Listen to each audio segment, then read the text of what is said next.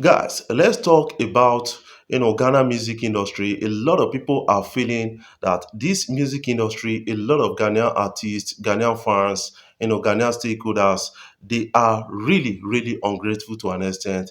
I saw an old video of Mr. Eazi, complaining about this issue, and I decided to bring it to you guys.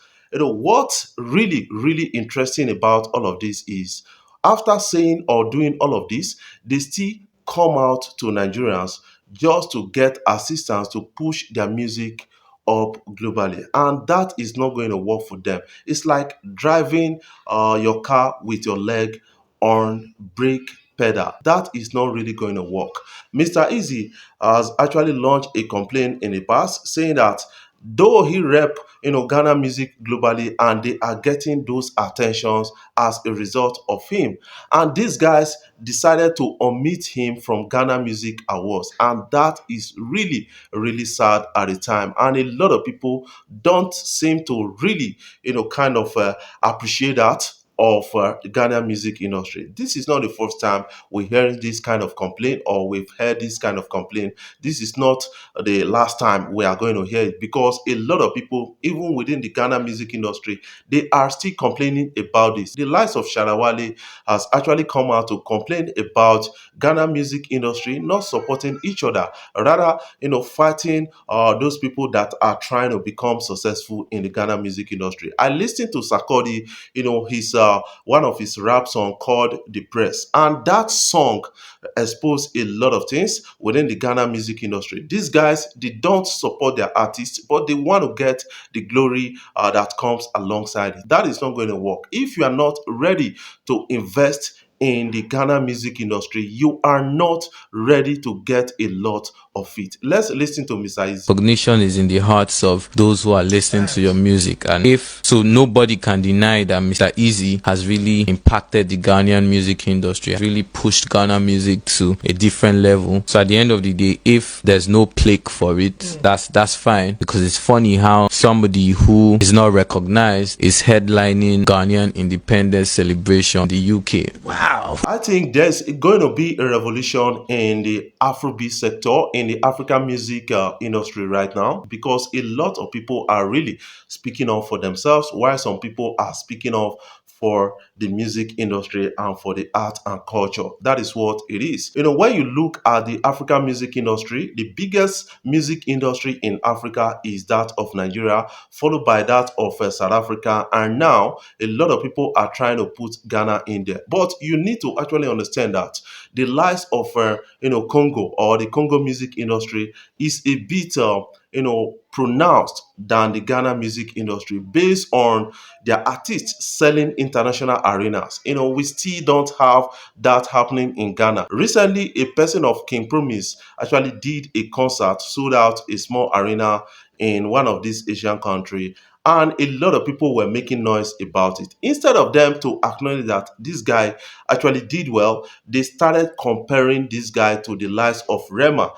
trying to take out the shines of Rema, saying that King Promise became the first African artist to sell out Asian kind of concert. That is really, really wrong. We have a lot of people selling out Asian concerts. We have the likes of Rema. We have a lot of numbers doing Dubai and doing Qatar.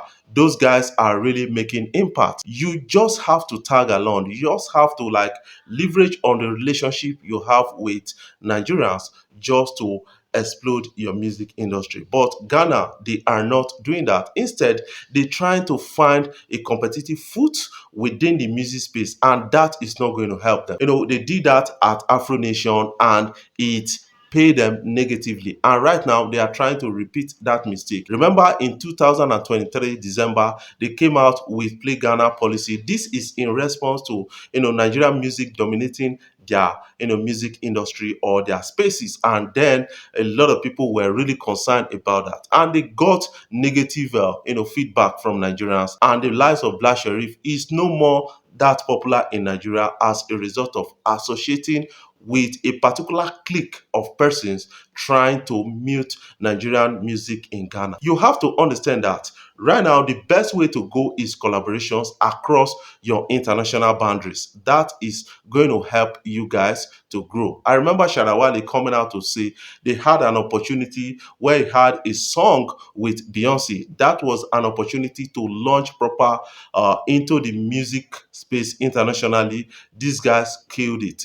That is really sad to an extent. See me, I just walk it alone, make it alone. I tell myself, they go do what they do. What are your own takes about this? I want you to put it in the comment section so that we can talk about it further. Because Ghana music industry, they need to really understand that they have to remove themselves from the old ideology of we want to bring other people down.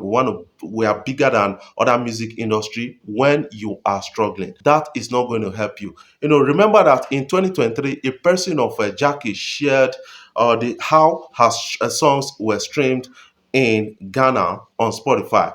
You got to understand that Nigeria streamed highest of her songs. After Nigeria, you'll find a lot of countries before Ghana, and that they are really fighting. How can you close your music space, close your doors, and expect your music to go international? That is not going to work. The likes of Samini, they've actually made a mistake because each time I listen to Samini, this guy is speaking from a space of hunger, and that is not going to help him musically. That is something I kind of understand about the whole thing. What are your own takes about all of this? I want you to put that in the comment section so that we can talk about it further. Right now, a person of Kizz is coming out to say, you know what? My journey won't be completed without having a collaboration with Two-Face Idibia. That is coming in from Kizz Daniel, and a lot of people are really getting to understand the big story. According to him, he said Two-Baba was a mentor to him and has been a mentor to him.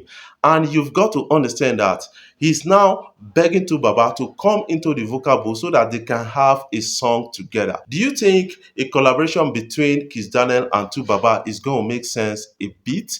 That is the story I want you guys to actually kind of share with me on this particular subject in the comments. Talking about Ghana music industry right now, it's left for them to keep investing in their music industry, to keep investing in collaborations and in relationships internationally. This is going to help them. But snitches that are in the music industry in Ghana, they are not really helping this to work.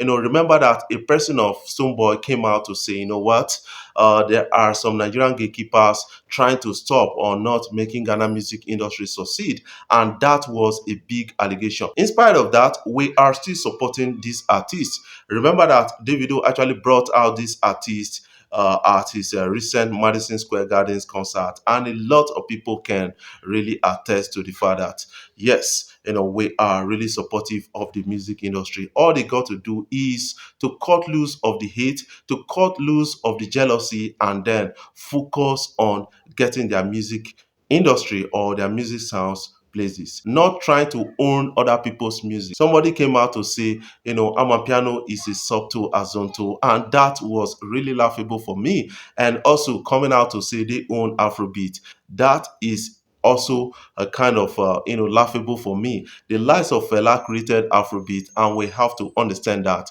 from that particular point of view and start living true to ourselves and start doing things right again. Before I jump off, I want to say thank you guys for watching our videos, and thank you for the love so far. If you are new here, you can click the subscribe button below, the bell notification icon, to always get notifications each time we upload our videos. I love you guys. Keep supporting Afrobeat blog across social media platforms. We got a lot of interesting stories coming out from we guys to you, and all you have to do is to stay connected on our platforms and be a part of our daily convo.